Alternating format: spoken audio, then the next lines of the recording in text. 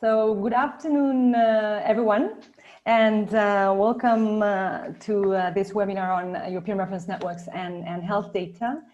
I'm going to, hold on a minute, I'm going to share my screen, and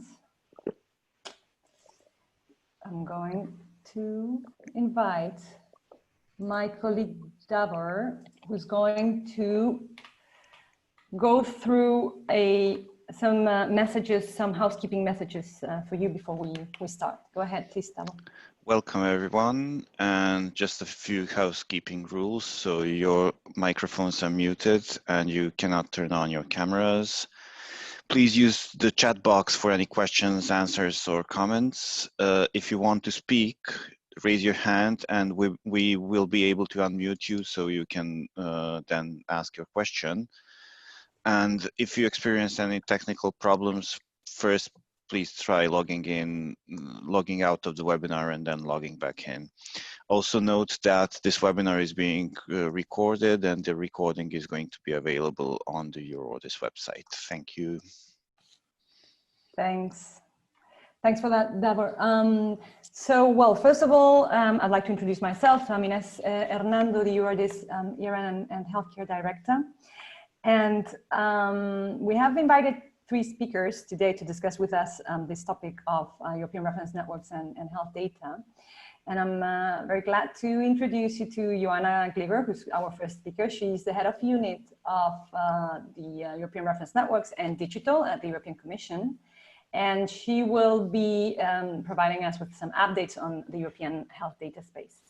We will then have Professor Franz Schaefer, who is the ERkNet ERN Coordinator, and Franz is going to share with us some of the data needs of the European reference network, some of the progress until today, and also some challenges that they are facing around data collection and data sharing.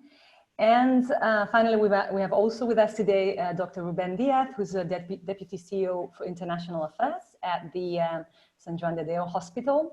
And Ruben is also Secretary General of the European Children's Hospitals Organization. And he will be offering us a perspective of the ERN hospital managers on what are their data needs, opportunities, and challenges. And we'll have at the end some time for questions and answers. If we're not able to address them, we will be getting back to you by email at the end of this webinar. So I'd like to ask, before we start with the discussion, I'd like to ask Davor to please launch a poll, because we want to ask you, you should see it now coming up on your screens. We would like to understand a little bit what's the audience that we have with us today. So if you're so kind of please providing your answers to this. So are you a patient or a carer, or do you represent a patient organization, a health professional? Do you work at the European Commission, hospital manager, etc.? And it will allow us to organize a discussion a little bit.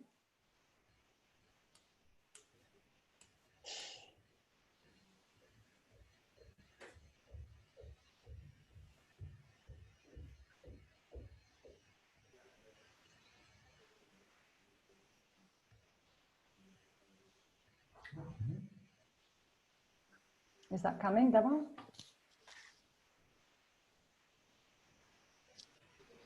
Yes, you should be able to see the poll results. Okay, there you go. It's on my other screen, by the way. Yeah, okay. So we have, sorry, just so that everyone can see it, 61% it's I see patient organizations or patients or carers. No clinicians today with us. European Commission, some ERN coordinators and project managers, 14%. Industry, 12%, 7 people there. Others, 9%. Okay, okay, that's helpful. That's helpful. Thanks for that. So I'd like to spend the next 10 minutes or so sharing with you what are some of our proposals to advance the health data strategy for the ERNs. So I guess that we can ask ourselves a legitimate question before we start the discussion is, why do we need a data strategy for the ERNs? So as most of you, I'm sure, know, the networks were set up to improve access to high quality specialized healthcare through knowledge and data sharing across countries and diseases. So it's clear that in order to fulfill this ambition, the networks require a long-term vision on data that is aligned and is consistent also, and this is very tricky, with the European data strategy, the national and regional health data strategies, and also the expert centers health data governance rules. So it's not an easy task, and we all know that. That's why we're here today to discuss this. So what's our proposal? So what we're proposing is basically to conduct a high-level strategic discussion in order to develop a mutual understanding of what are the health data needs of the European reference networks. And eventually, after this discussion, and once this is clear, we will be able to draft an action plan or a roadmap with concrete proposals on what to do, when, how, and by who. So how are we basically proposing to organize this discussion? So there's two things here. First of all, our proposal will be to open up the conversation to a wide group of stakeholders. So really not limiting the discussion or the conversation to the actors that are today directly involved in the management and in the operations and in the governance of the networks, but really opening it up to other stakeholders to engage with what we call the wider health data ecosystem. And why is it that we're proposing this? Well, there are basically three reasons. First of all, it's because of the interdependencies that I was kind of hinting in the first slide. So whatever happens at national level and at the hospital level, it's really very relevant, it is really affecting and impacting what the expert centers can do at European level. So everything is very much interlinked, and especially when it comes to this topic of data. The second reason is that we think that bringing a wider perspective and new stakeholders around the table is going to enrich the discussion, and it's going to allow us to come up with a better strategy. So this is why I brought in this quote by Amy Edmondson. She said, she was talking about high quality care, but she said, last week, she was, this was in a lecture she was giving last week, diverse perspectives are a resource for delivering high quality care. And I think that this really applies very nicely to the topic that we're discussing today. I think that bringing to the table diverse perspectives will allow us to design a more blunt, more innovative, and more effective health data strategy for the ERNs. And when I refer to the wider health data ecosystem, I'm thinking about, or we're thinking about bringing to the table the regulators, the HTA agencies, people in the ministries of health that are leading the health data and digital strategies, industry representatives, patient organizations, of course, EJP, GRC representatives, Orphanet, etc. The other part that is kind of important from our proposal is that we've come up with a stepwise approach in order to organize a little bit and structure the discussion. And that approach is, we have organized it in 6 steps that you can see on the slide. And it's, basically, we would see all this big group of stakeholders coming together to first identify, okay, what are the problems or questions that ERNs need to address that require the innovative use of health data? And that's the very first question that we need to answer ourselves. Once that's clear, and we need to answer it with a certain level of granularity if we really want them to come up with an action plan. So once this is clear and we have some granularity and some understanding around what activities we want to develop or the ERNs want to implement, then we would go and look into the specific data that is needed in order to address those problems or questions. What data do the ERNs need to use? And the next kind of step would be to analyze those data sets and see if they're of enough quality that they can be used at scale for data analysis and modeling, if there are any problems with accessing that data, that kind of thing. And we would also be, in the next step, we would be looking into the ethical and regulatory concerns of those users that have been identified. And at some point, with all that information, we will be able to then prioritize the activities that we would like to carry on. And here, I think that what it would be very nice to see is a combination of low-hanging fruit, so really activities and projects where the data sets are ready for analysis. There's no big problem, no big deal around sharing that data and using it.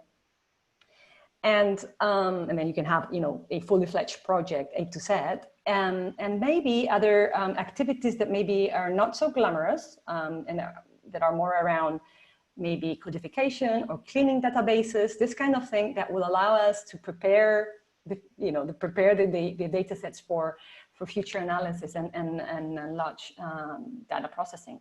So it would be nice to see a combination of both. And then, of course, in a sixth stage, if you want, we'll look into the technologies and the infrastructure needed to support the prioritized scenarios or activities. You have more details in the paper around, the activities that will go into each of these stages. But this is, in a nutshell, how we would propose to run the discussion. The next, or the second, if you want, element in our proposal is what we call the delivery framework. And this is, we call it the delivery framework. It's just or we want a suite of services that the networks need in order, or will need in order to implement their data strategy. Now, before I go into this one, word of caution here. What we propose in our paper is to progress in parallel in these two dimensions. So building the strategy and the action plan eventually, and then thinking about, okay, what is it that the ERNs need in order to deliver that? I think we need to be careful not to rush and go very much in detail into the conversation around the implementation in infrastructure until we have a clear idea of what is it that we want to do. Because if you don't know what you want to do, it's very difficult to kind of set up a delivery framework that is fit for purpose. So we really need to have a very clear understanding of where is it that we are heading. And it's also true, I think, that I want to stress this and be very explicit about this. It is very important that we build a mutual understanding of where is it that we're going, that we're heading, and what's our the direction of our journey. Why? Because we're bound to work across knowledge boundaries, across different experts, across countries, across areas, and if we don't have a shared understanding, a shared purpose, we won't be able to coordinate all the activities that need to be, that we will need to coordinate in order to deliver something meaningful. So there's a real value, and I just don't, really think that we need to stress this, is there's real value in developing a mutual understanding. So now, back to the delivery framework. So this is what we call common support infrastructure or common data management infrastructure. You can see there that I have added some stars, and there's text next to those stars. Those are elements that are not in the paper, so they've come up later with discussions that we've been having internally. So you can see there that we're thinking about having, for instance, a management system for data collection, storage, and quality control, or maybe also tools for clinicians to access and manage their own data, tools to share data both within but also outside the ERNs in a manner that meets all data safety and data sharing legal requirements.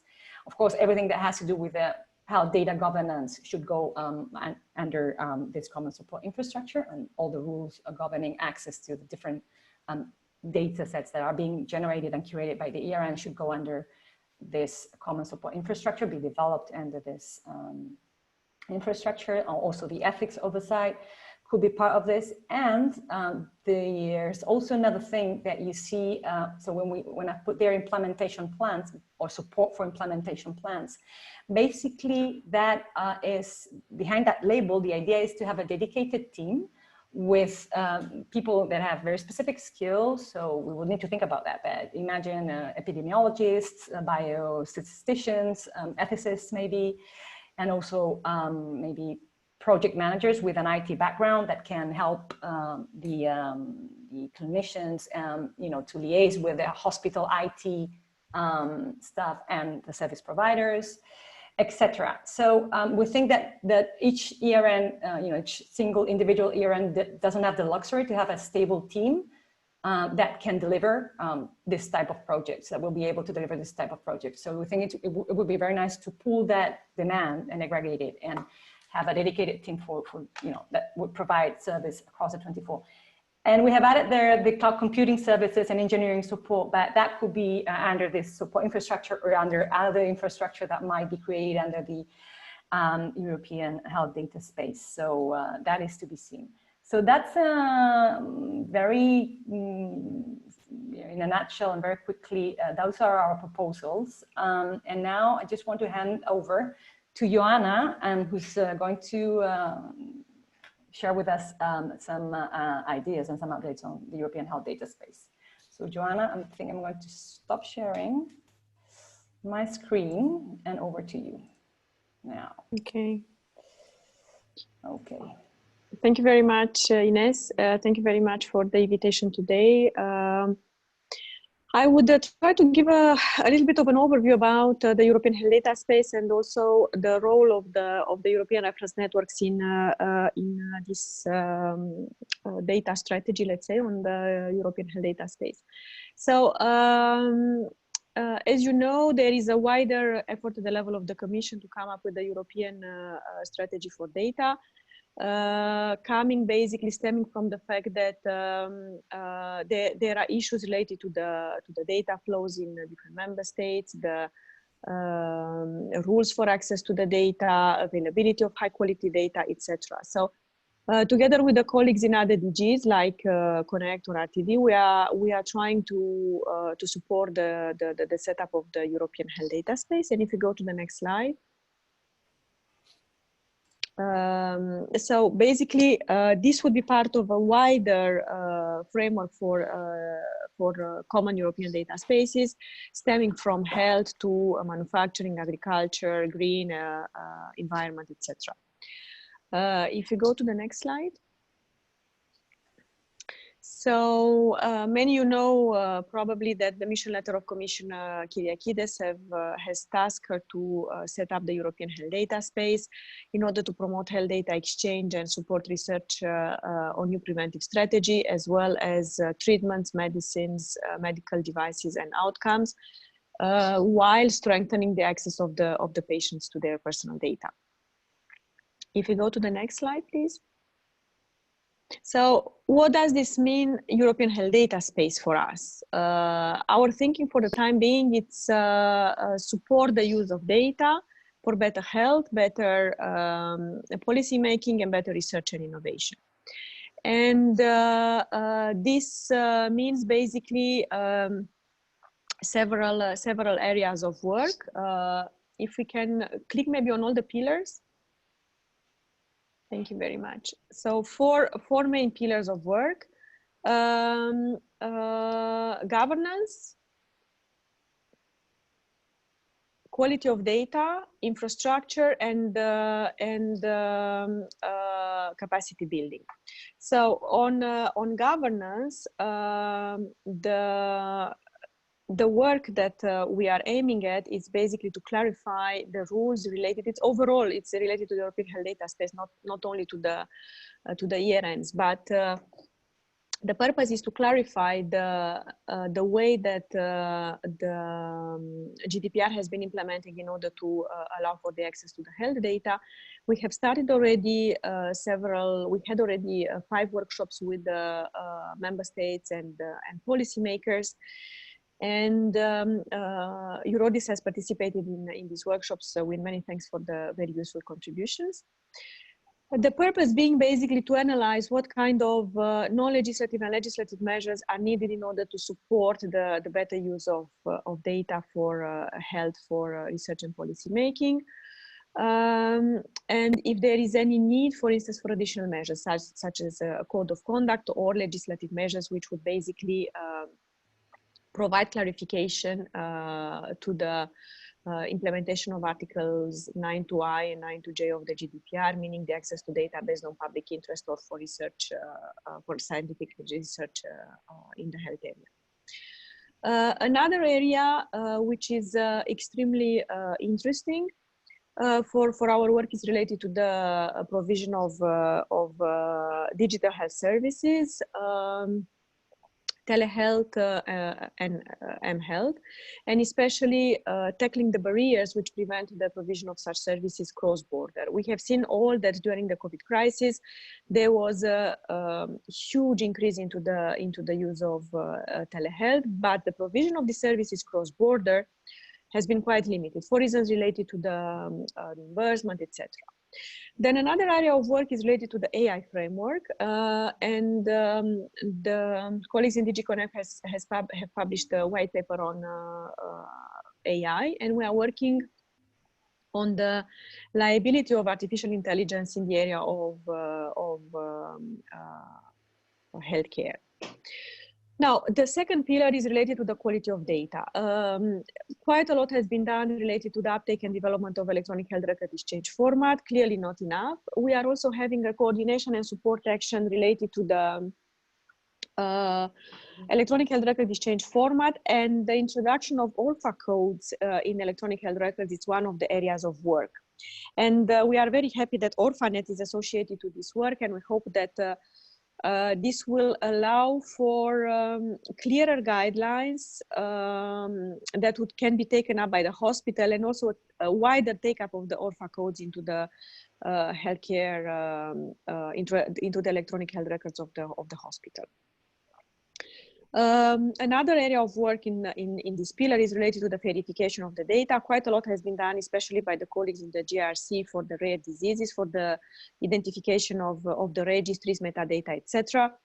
But it's clear that much more has to be done overall for making the data findable, accessible, interoperable, and reusable.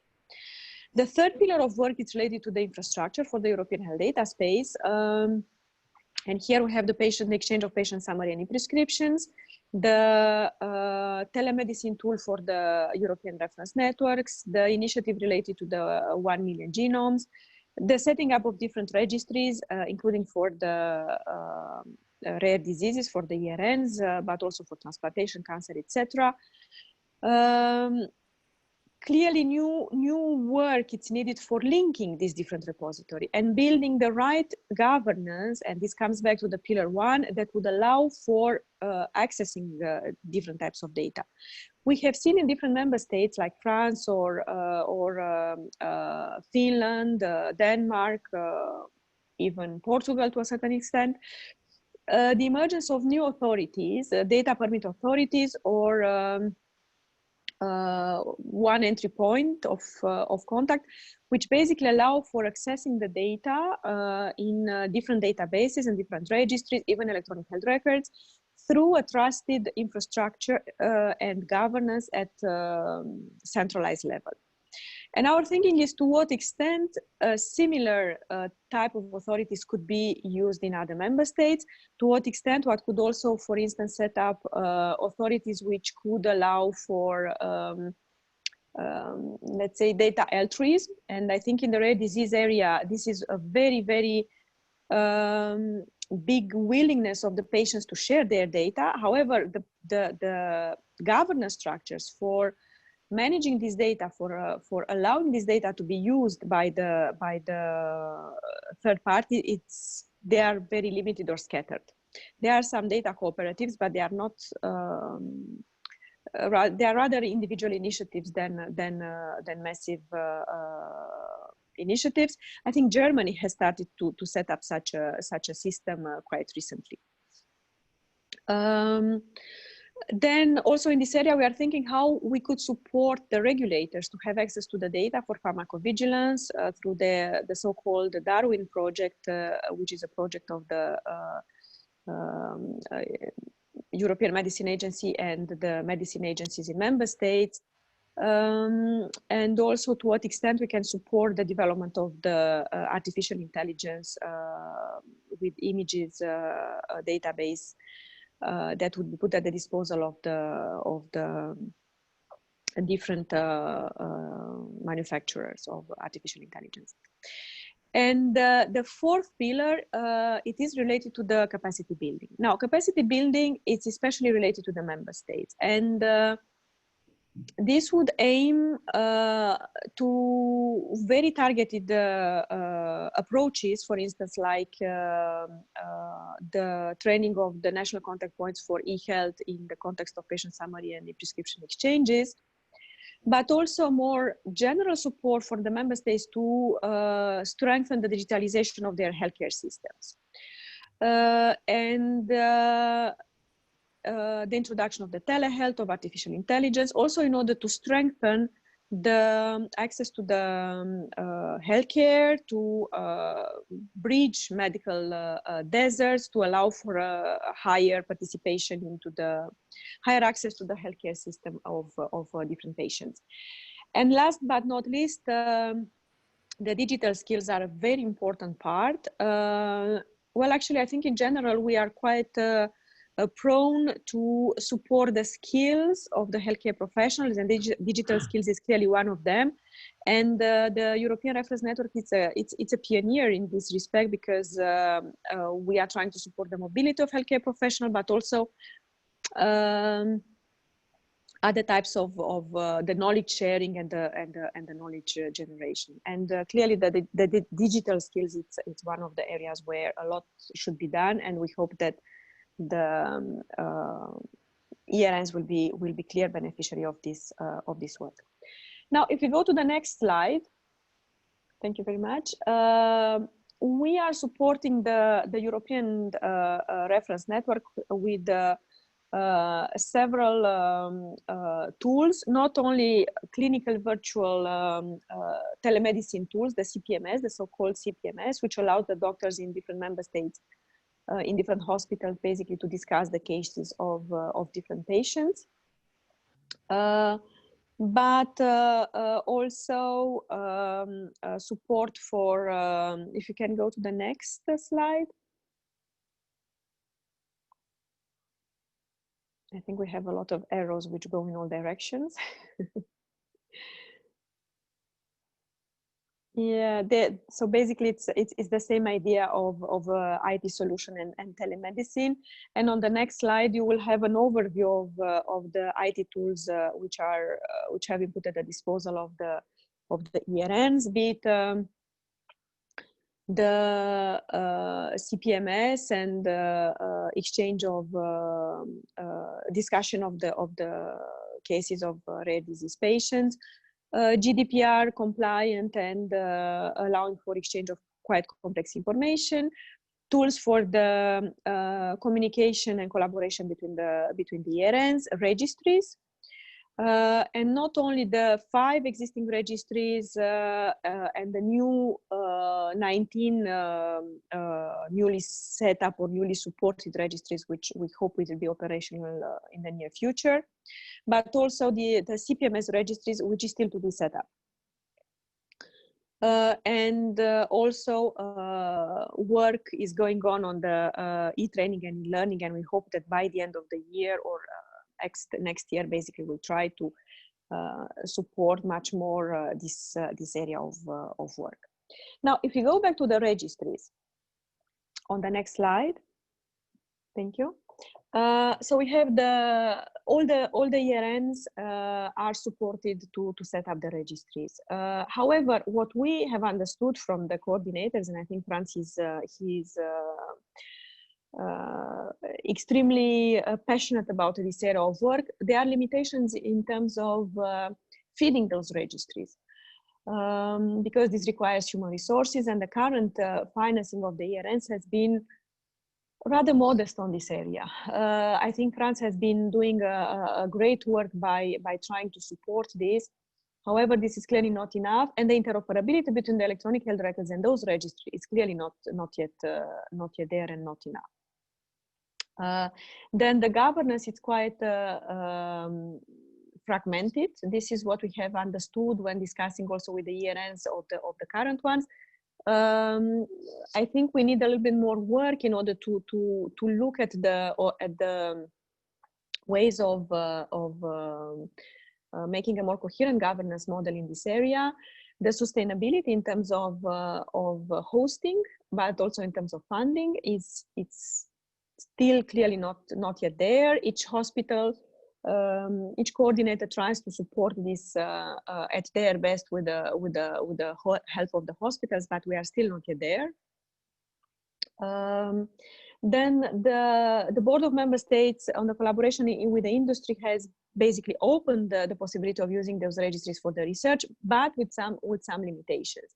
And I think we have to be quite careful in respecting the statement, but also trying the way of using the registries to their best capacity. If we go to the next slide, I would like to basically take advantage of this opportunity to hear your views, to brain pick, let's say. Because the new EU for Health will at least in the proposal of the Commission, the amounts are quite important compared to what we had so far.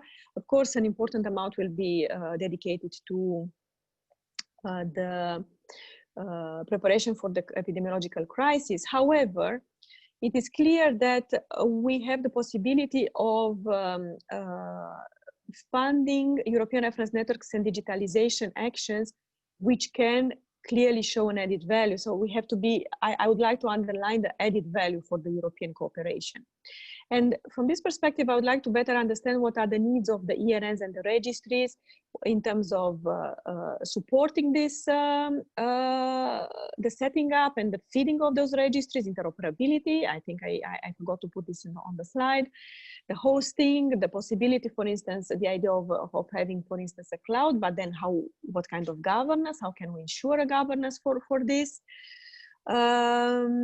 How to link existing projects, like, for instance, the project that I believe that Franz will talk about concerning the use of data, with a wider basically linkage of or access to the data under the European Health Data Space. How can we support at the level of member states the setup of national ERNs, not national digital networks, but national ERNs? How can we give an impulse to this? What would be the needs, for instance, for the ERN hospitals in terms of IT tools? How can we overall support an ERN digital strategy? I'm not saying that we are going to support all these actions, but I'm saying that we are basically trying to understand what are the needs and what kind of things we should support, and how we can bring together all the stakeholders and all the actors, the ERN, the ERN coordinators, the board of member states, the patients, the stakeholders like EURORDIS, in order to make sure that we really make a difference in the area of rare disease data, which is very precious, which is very important, and which should be really used for the benefit of the patients, for developing new treatments, for really making a difference in the life of the rare disease patients. Thank you very much, and I'm really curious and interested in hearing your input. Thank you, Ioana. Thanks for that. Very interesting. Franz, over to you now. All right. Can you hear me? Yes. Okay. So I'm supposed to tell you something about our data needs. So I'm trying to represent the 24 European reference networks today. So when I prepared this lecture, I was asking myself, well, what are our data needs? We certainly need epidemiological information to plan our resources at the hospital level, at the national health system level. So we need a lot of information which is missing about the epidemiology of our diseases. Also, we have a great deal to learn about what we call the genotype-phenotype correlations,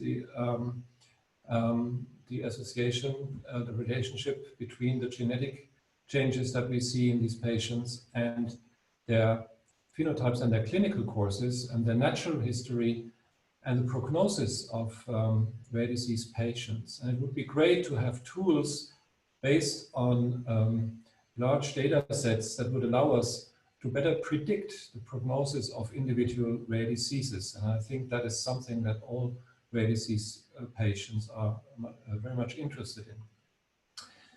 Also, of course, we would like to get information where patients with certain rare and ultra rare diseases are located, where we can find them to invite them to participate in clinical trials on new therapies in order to improve their well-being. So the identification of patient cohorts is very important. And also we more and more try to find out what really matters to the patients with regards to their disease. So we are interested in those patient-centered outcomes. And finally, and last but not least, as ERN centers, we are also interested in how satisfied you are, the patients are, with the treatment they are provided by our specialists. So I think these are the areas where we see the greatest data needs. So what tools are currently available to get this data? I will talk a lot about registries later on, but I would like to start with a tool that is, in my view, greatly undervalued and underestimated, and that's online surveys.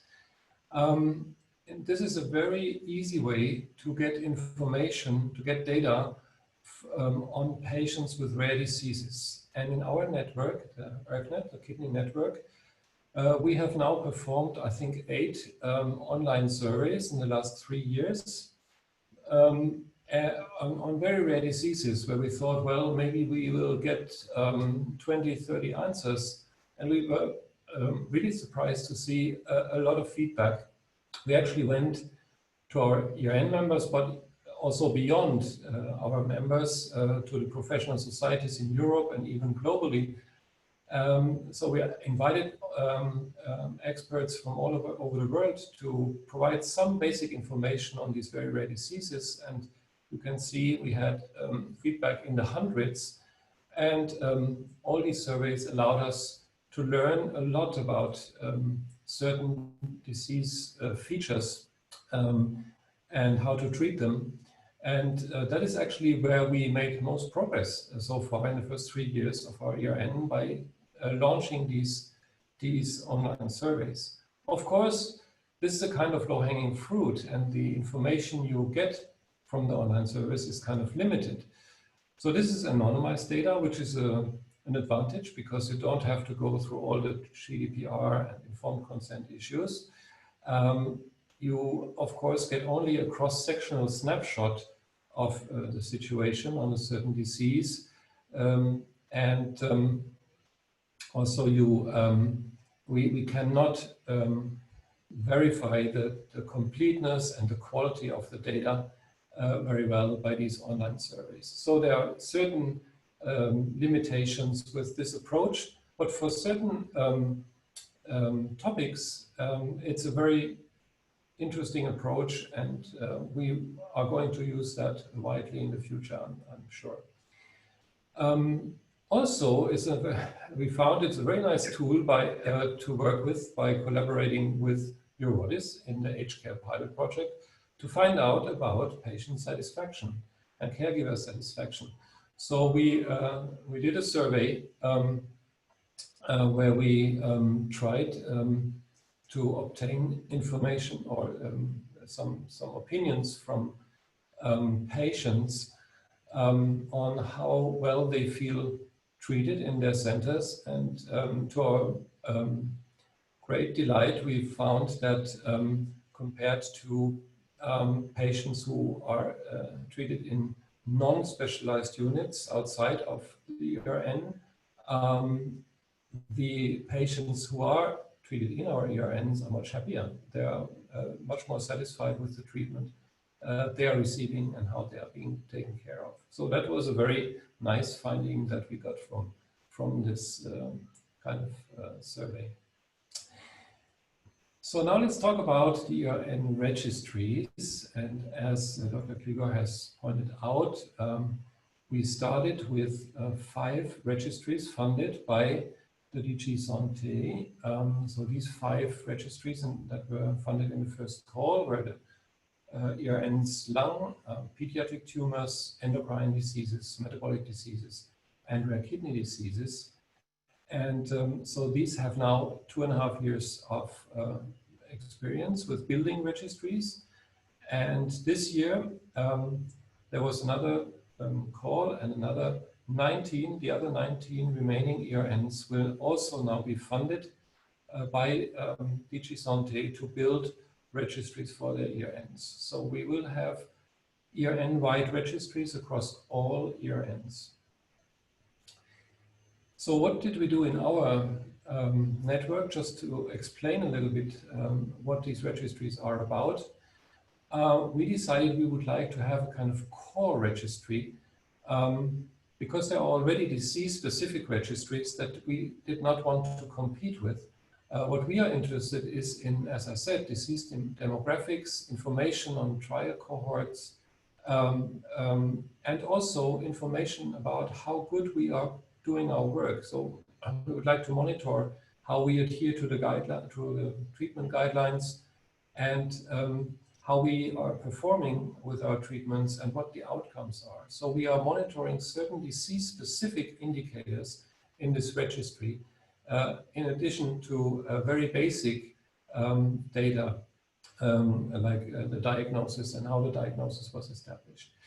And on top of that, we also have a modular approach, so we can also attach disease-specific registries which go into more detail about the disease and which provide genotype, phenotype information, natural history information, and best medical practice information. So that is the concept, how we constructed the registry. And we went live with our online registry in early 2019, and you can see that by now we have more than 5,000 patients with rare kidney diseases collected and enrolled in this registry. This data is coming from more than 30 active centers, ErkNet centers mostly, but you can see we have very large centers and apparently very small centers, but many of these centers are not really smaller, but they have more difficulties to enroll their patients because of the lack of support. So we believe that we probably have 35 to 40,000 patients in the current ERkNet centers. So we are only at about 20% of the total population that we have collected so far. So there's some room for improvement, but we are already very pleased with this early start. And when you break down the 5,000 patients according to their individual underlying diseases, you can see that even though we have 5,000, the individual diseases are quite small cohorts. But at least we have some cohorts now, which we did not have before. And even with the very limited data collection that we are doing, we can do a lot of interesting analysis, like we can calculate the time from the first symptom to the diagnosis, which is a kind of performance indicator. And you can see that within 1 year, about 95% of the patients receive the correct diagnosis. And now we can break this down according to the individual diseases, according to the individual countries, centers, etc., and can do more research into the quality of care. And the same is true for the genetic diagnostics practice. These are all genetic diseases listed here. And you can see we have some diseases where the genetic screening is done very comprehensively, and we have a lot of positive patients. But there are other diseases where screening is not yet commonplace, and we can find out the reasons why that is the case. And finally, we can use those key performance indicators to monitor the quality of treatment and care, and also to benchmark individual centers against the overall ErkNet registry community. So we can say, okay, how many patients have a good blood pressure or get the right drug for their blood pressure in our center as compared to all centers. And in this way, we can stimulate the centers to strive to get better in their performance. And this feature is actually something that has been picked up very well by the centers and motivates them to participate in the registry. So what is the potential of ERN-wide registry formation, data collection? Well, currently the ERNs and their affiliated partners are providing healthcare for approximately 1.5 and soon it will be up to 3 million patients, which is approximately 10% of all rare disease patients in the European Union. So this is a huge potential of data and information that can be extracted potentially. And of course, this is a very good opportunity to capture and provide such information within a single health data space, as was pointed out. And if we succeed in sharing the data even between the registries, then we will really maximize the power and the usefulness of this registry approach. Because we assume there's a lot of overlapping diseases where patients with the same underlying disease are treated in different ERNs, and we want to know more about them and how they are doing and what their problems are. So this can be done by sharing data between ERNs. But the prerequisite to all of this is, of course, to have data which are fair.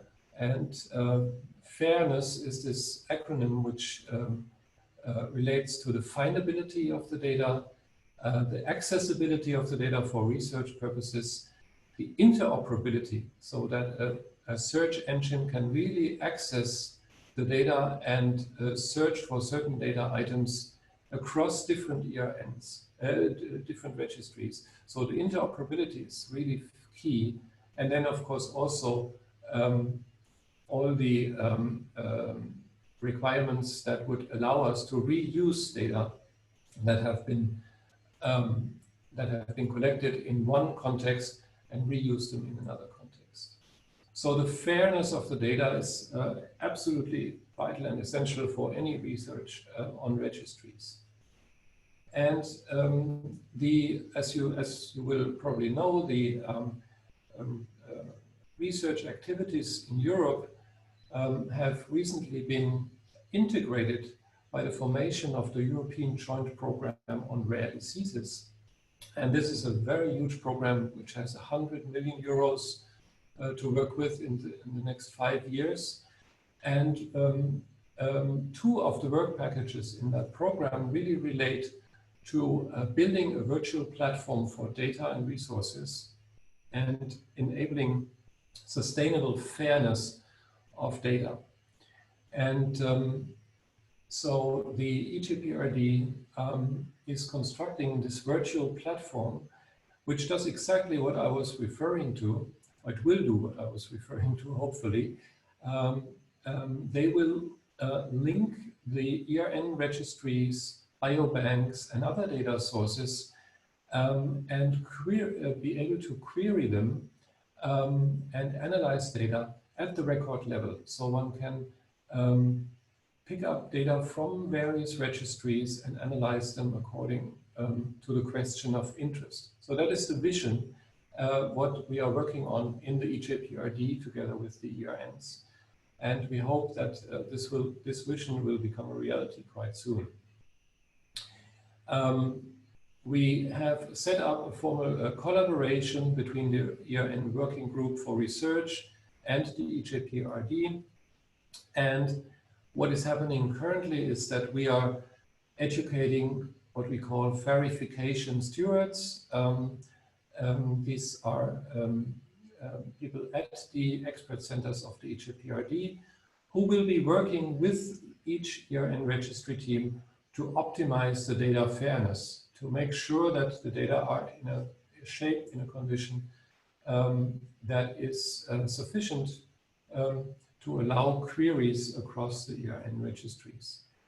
And also, the other very important development is that we are trying to jointly develop across the ERN registries data dictionaries that will allow us to look at certain disease features across the registries.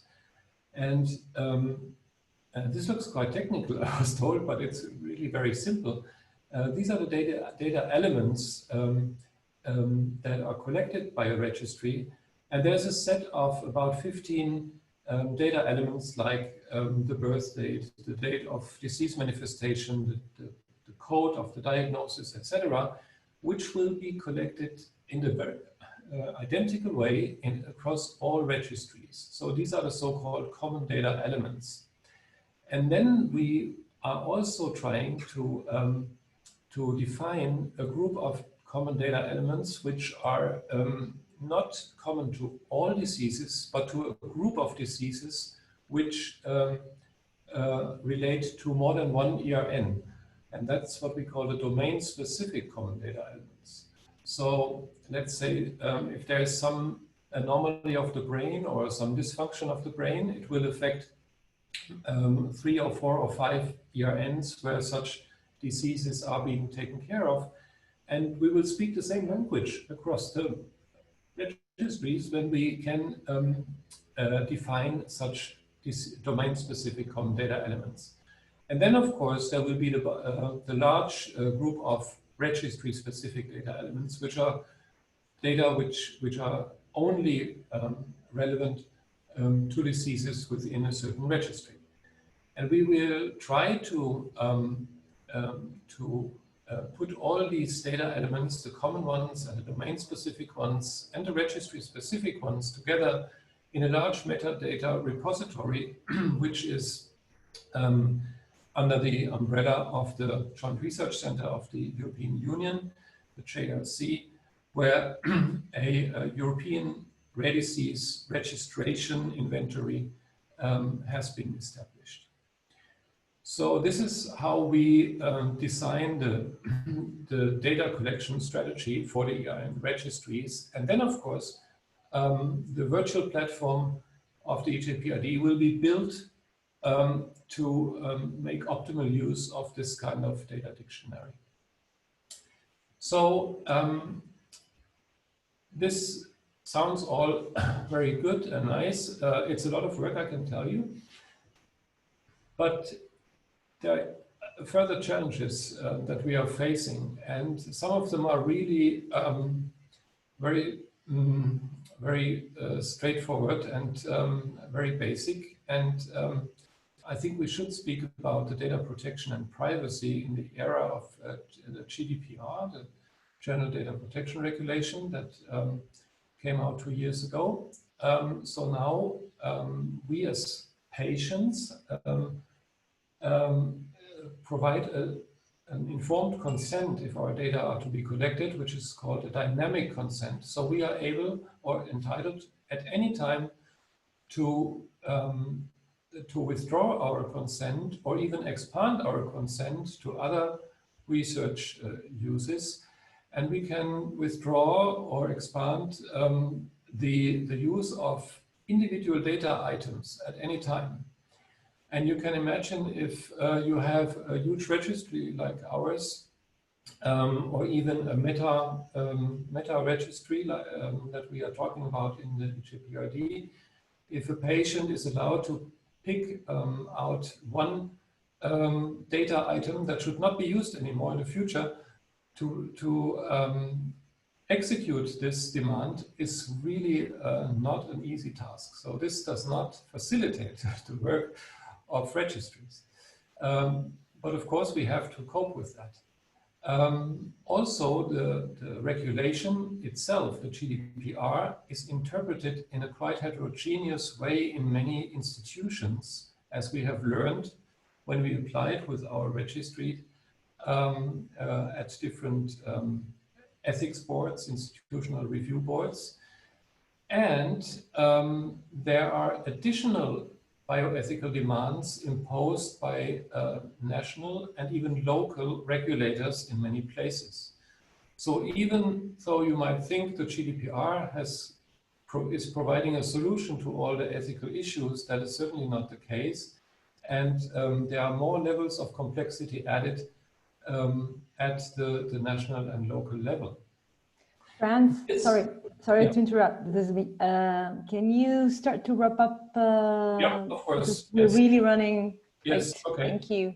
So this leads to fragmented handling of bioethical issues. And the other big issue is really the data collection, where we have, as was pointed out previously, this very wide heterogeneity of the way health data are recorded across the European Union.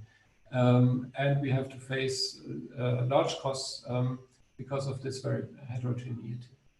So the nice European health data space will not fly before these ground issues are solved. And we are trying to help solving them by another initiative, which is the ERICA initiative. It's a research, coordination and support action for the ERNs that will be funded next year. And we hope we will receive this funding with our initiative. There's a work package taking care of this data collection, integration and sharing. And there we will think about innovative data protection models and technologies, electronic consent tools, and the development of machine readable consent documents. Also we will share amongst the ERNs and or develop standardized data access policies. This is another big issue that we have to standardize the way we access the data. And finally, we also will develop and promote ways to efficiently collect data and find and manage data in the ERN registries. And this is something, now we don't have the time to talk about it, but it will probably be covered also by the next speaker. So how can data be collected most efficiently? Right now we have a mix of ways how data are collected by the clinical teams, by research staff, sometimes by the patients themselves. And the holy grail still is, of course, the automated transfer from electronic health records from the hospital systems into the registries. But this is far from being a reality right now. Okay, and that was my last slide. Thank you very much. Thanks for that.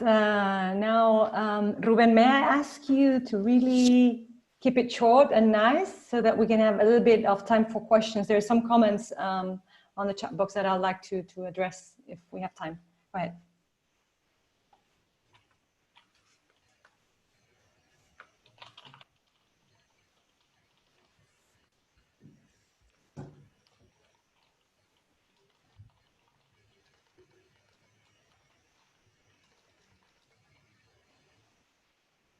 You're muted. You're muted, Ruben. We can't. There you go. Nope. Try again. Nope. Yeah, now. I think I'm on. Okay. So let me just briefly introduce myself. I'm Ruben Diaz. I guess Inés already has done that, so I'm not going to spend time in that. Just importantly, I just represent an organization of about 13 children's hospitals across Europe. And our intention is to sort of support initiatives like the ERN, among other things in our mission. Let me see if I can move forward. Unfortunately, I'm stuck. Here we go. Well, let me give you I'm going to try to give you very quickly a hospital perspective in the data issues associated with ERNs. One of the great things about the ERNs, I think, has impacted the hospitals in that they've sort of galvanized really the attention to the impact of rare diseases in their operations. You know, in terms of the number of patients with rare diseases, I think this has been brought up. I think if you were to ask most hospitals right now, they wouldn't really know. We wouldn't really know how many patients we follow for rare diseases. It's not something that we've been able to track easily. And yet we're noticing certain things, for example, in children's hospitals, that even though maybe our population of rare disease patients may be in the order of 8% or 10%, in some instances more, but we may be dedicating close to 30 to 40% of our resources to the care of these patients. So it's quite a dilemma. We don't necessarily know everything that we know about everything about them, and yet we devote a lot of effort to sort of care for them. And in addition, there's a lot of effort. Just imagine just the ERNs implementing all these registries, how to support our clinicians to sort of be able to sort of report to these registries. So there's a lot of effort, and not only for the ERNs, but for even some regional or national entities where we have to report data associated with them. The other issue that has been brought up to our attention has been the definition of clinical pathways. You know, we're starting to pay attention to how we treat these patients and how we include them in our decision making and how to manage them while they're in our care in our hospitals. And finally, I think it's also brought to our attention that we need to mobilize resources around the stakeholders that our disease, our patients with the rare diseases have to be involved in our organization in some way. So I think these are the issues that have really helped us in this setting. I'm going to go through this quickly because I think that has been brought up. The points I want to bring up here is that a lot of the data associated with patients with rare diseases is collected in the hospital setting. And in particular, I want to, you know, and first of all, there's a data that's collected in the setting to sort of set up the coding, the registry. And for that, you need a coding structure to do so. But then there's longitudinal data that's associated with the patient that relates to the operational management, to the therapeutic interventions that you may think of, and then outcomes. And most lately, we have to sort of put emphasis on measures of outcome that are done by patients, PROMs or even PREMs. And those are not always introduced into our electronic records. Sometimes they may be introduced through another mechanism as such. But the important thing here is that what I'm going to point out is that the hospitals are at the center of a lot of data collection. And I think we need to center a little bit of our attention on how to streamline that so it helps all the efforts that Franz and others have been reporting. Now, for digitalization has now helped us to link all data to a code, and that's critical. And I want to emphasize this, is that how we code these patients is critical in terms of how we then streamline data sharing.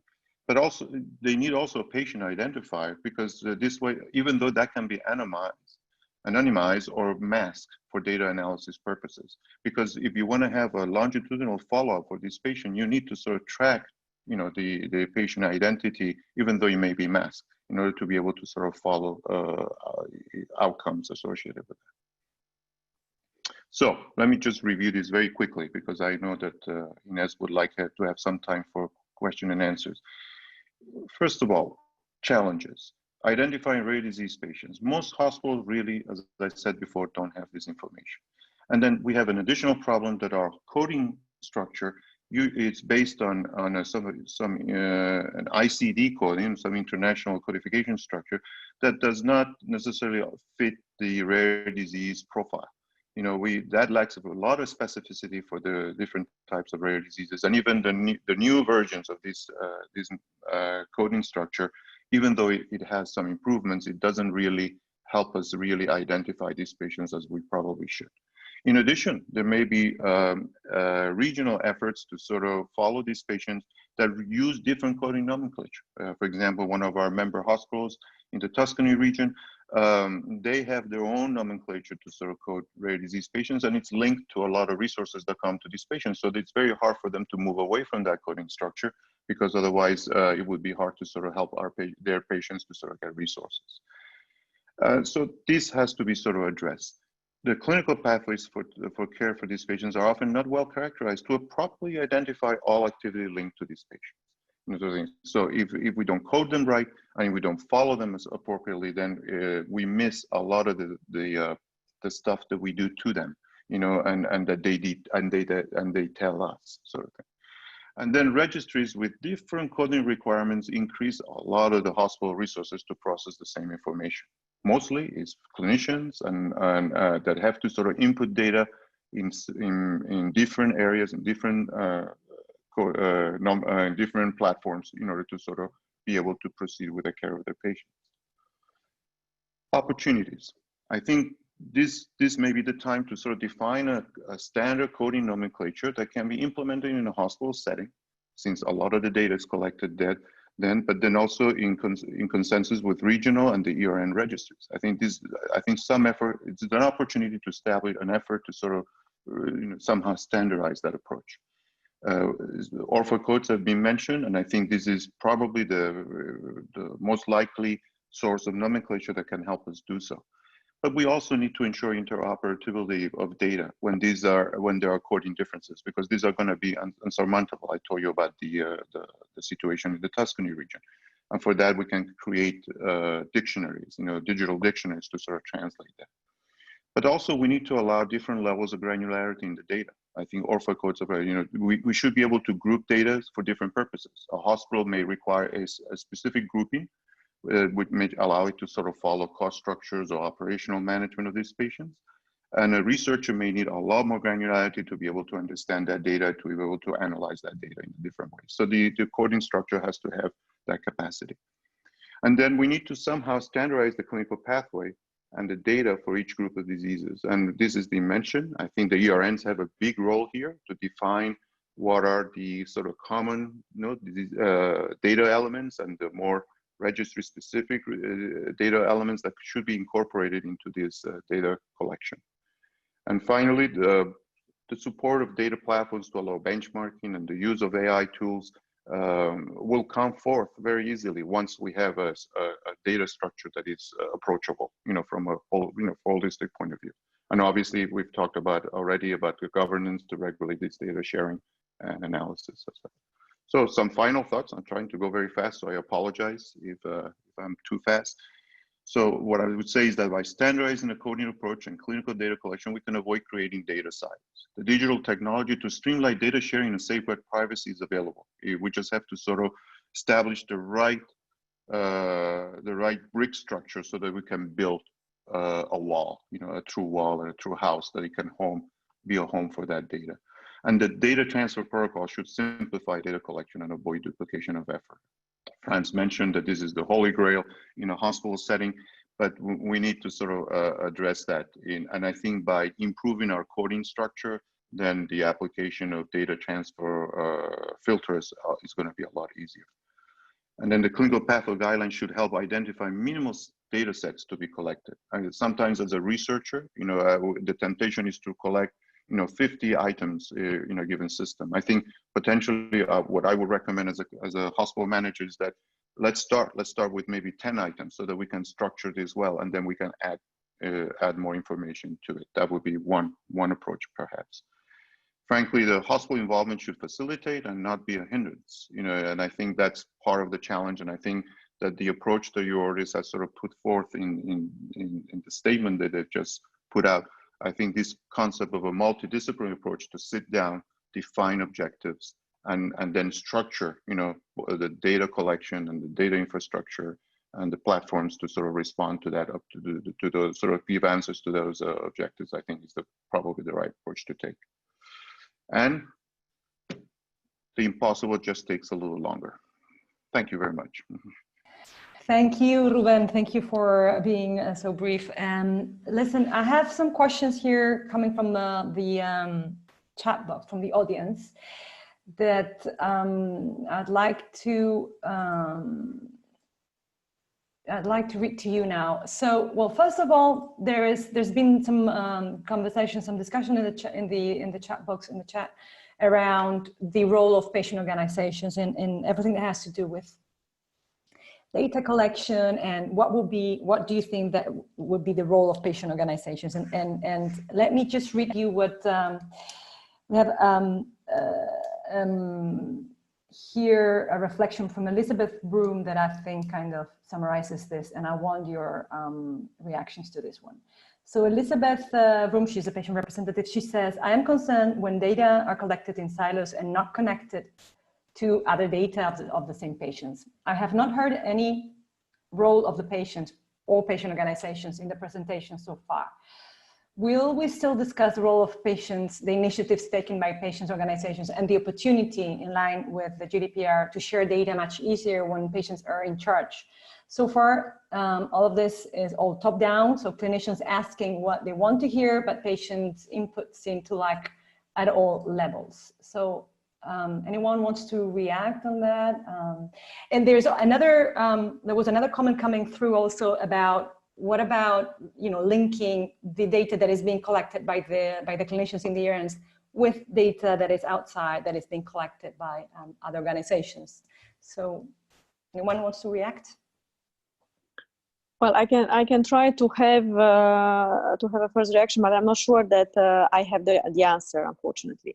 So with regard to the role of the patient, indeed, I mean, we are looking extremely seriously, for instance, to this mechanism of data donation, which have started to be set up in some of the member states, but more as individual initiatives, let's say, like data cooperatives, etc. So there is not, except for Germany, probably there is not a bottom-up approach or a top-down approach, which is basically well structured enough at the European level.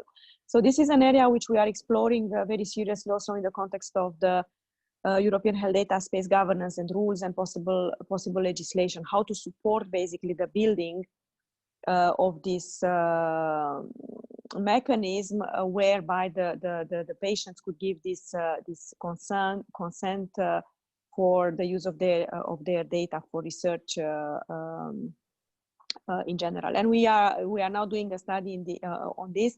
I don't want to prejudge what will be the outcome, what kind of initiatives will come, because I think it's too early, and our better regulation rules are very clear about the steps we need to go.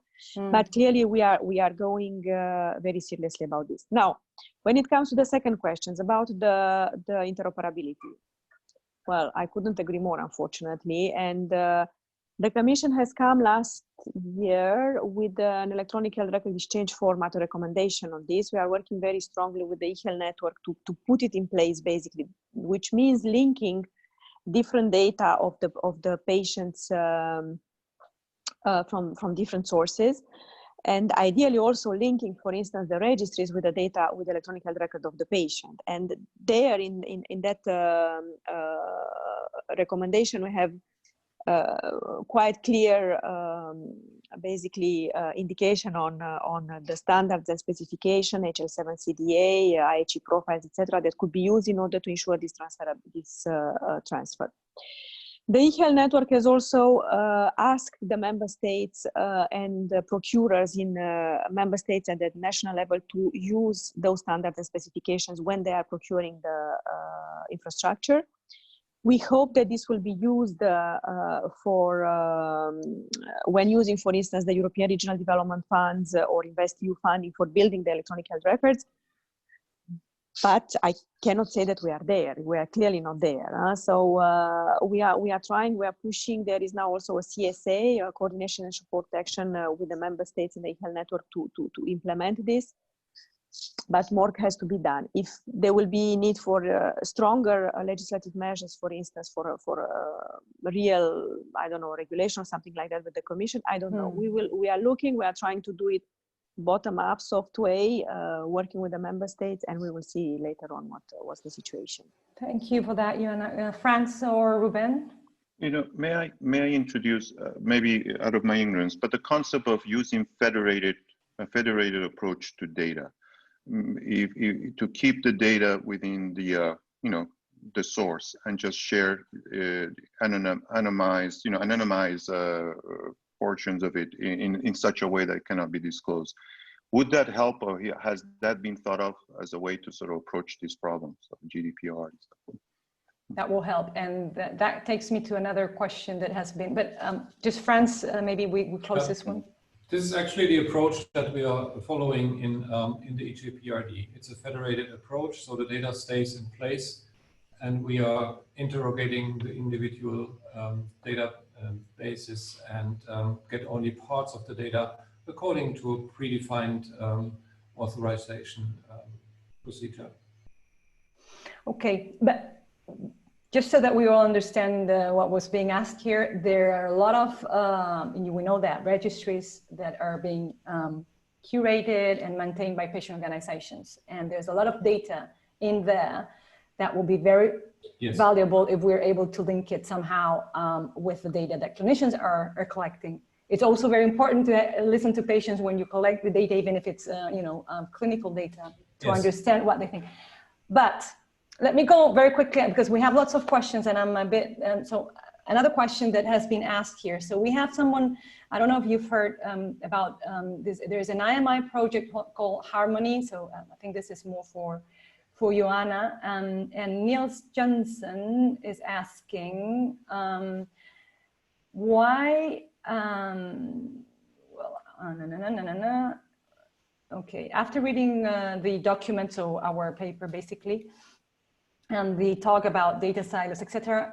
I wonder why the databases are not submitted to Harmony, who already has an infrastructure to handle issues such as data cleaning, GDPR compliance, and many other issues in connection with use of health data for research purposes. Harmony already has a management system with data governance implemented. So this goes basically back. The question is, how can we leverage on what is has already been done in the context of the IMI or H2020? There's other projects. So any thoughts on this? How could we use that for the ERNs, basically? Is there anything we can do? Well, I must admit that I don't know the details. Maybe there are other colleagues who know a bit more the details of Harmony. I don't know the details of Harmony, I must admit, and that's my bad. I apologize. I will try to do my homework better for next time. What we have been looking very carefully, for instance, into is the EDEN, which is also an IMI project, which is extremely interesting, and yeah, it also has vocation to be used, for instance, in other areas. It's also based on a federated approach, but maybe you could provide a bit more information about the Harmony. From what I have seen, for instance, in the EDEN, the limitations are related basically to the cost of the curation of the data, to mapping it against a data model, the OMOP, and also basically the bilateral agreements with different hospitals. So the coverage it's rather limited. This is why, in terms of European health data space, we are looking at ways of addressing this from a more sustainable approach, and using a little bit what we are doing for the European for the e-health digital service infrastructure for exchange of patient summary and e-prescription, where in each member state we have a node, a national contact point for e-health, which has the capacity to go and fetch the data where it is in the patient summary, in the electronic health record of the patient summary, and aggregate the data and send it to the country of destination. So I'm going to another country, I'm going to the doctor or to the pharmacist, and then the doctor can ask through these national contact points the data in the country of origin.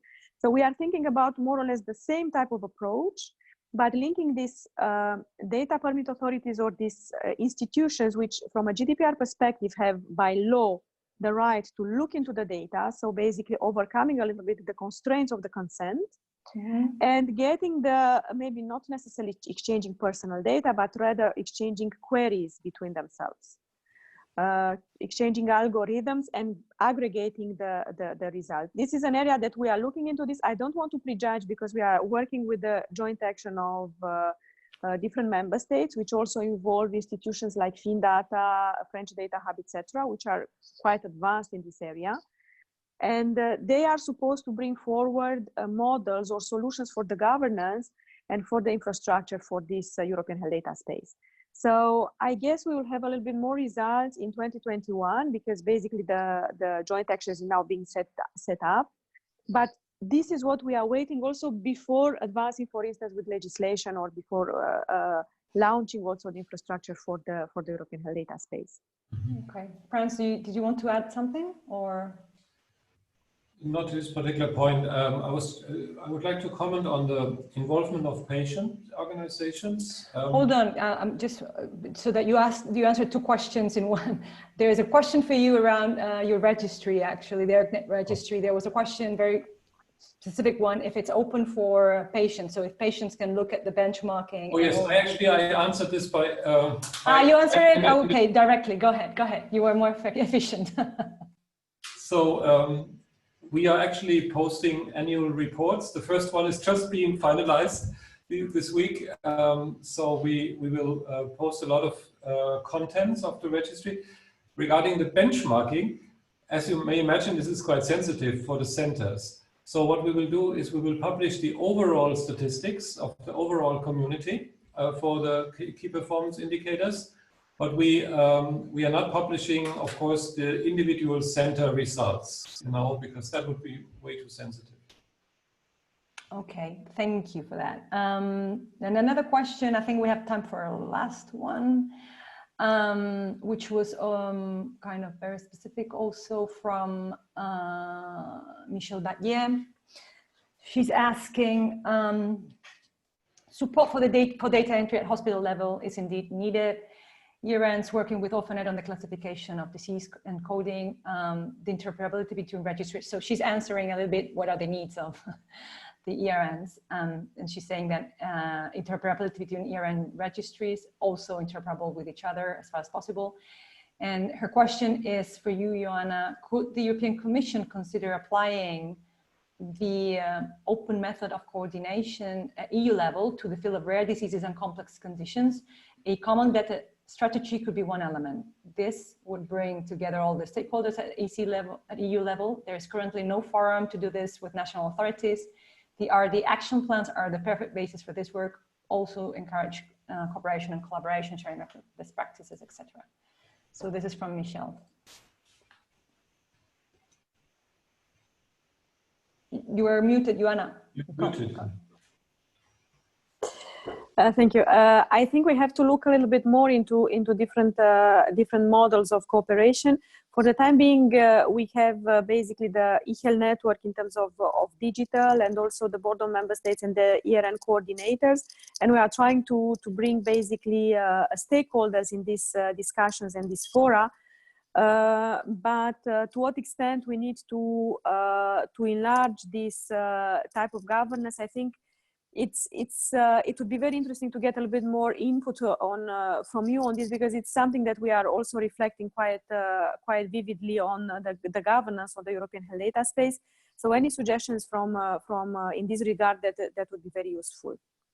Okay, there's one thing that we were discussing when we were preparing this webinar with Franz and Ruben, that it's very nice that each stakeholder has their own discussions around data on ERNs. And we've been doing our reflection. I mean, the rare disease patient community coordinators have been doing it. The hospital managers have been doing it, but we haven't had the chance really to come together. And I think that if we want to progress on this, it's real time that we do it. And I'm a believer of bringing in even perspectives that come from the outside world, because I mean, whatever happens here, the expert centers are not working in a vacuum. They are part of the basically the European health data ecosystem. Whatever they do will have an impact in research, in healthcare delivery across, beyond the expert centers themselves. So that's why we're, but we can discuss this further at another moment. So, well, we're just on time almost. Thank you for your time, and I'm really happy that I'm really glad that we've had the three of you today here. You've all shared very interesting ideas and proposals, and I think that we need to continue with this discussion, that's for sure. But for now, thank you, and everyone have a good afternoon. I hope that you've enjoyed and you've learned a couple of things. I know that we have more questions than answers, all of us, but we'll get there. I'm really optimistic with this, and I think that we will be able to progress this year, not 2021, this year, we'll see some progress. Thanks, Franz, thanks Ruben, and thanks Ioana for your time. Bye now. Thank you very much. Thank you, and thank you everyone that is there. Thanks. Ciao.